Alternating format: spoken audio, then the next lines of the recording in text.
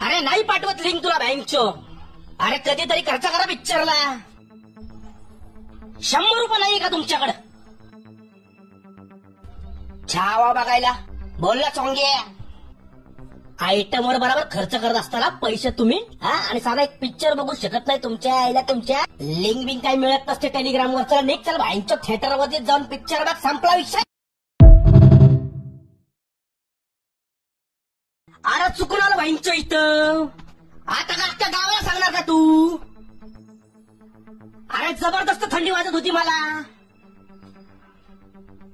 मग आलं शेक घ्यायला. भाईंचं का आमच्यासारख्या मुलांनी थंडीमध्ये शेकच घ्यायचं नाही. आम्ही फक्त एकटंच राहायचं, सिंगलच राहायचं का भाईंचं?